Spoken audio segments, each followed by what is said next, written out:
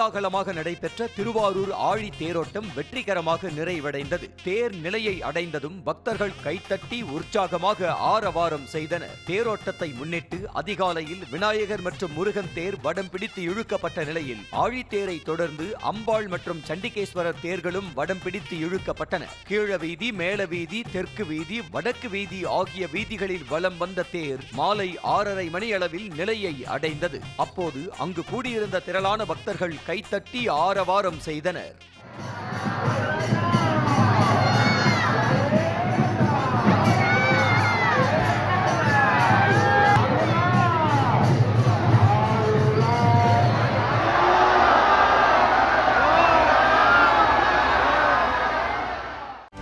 செய்திகளை உடனுக்குடனும் துல்லியமாகவும் தெரிந்து கொள்ள சப்ஸ்கிரைப் பண்ணுங்க.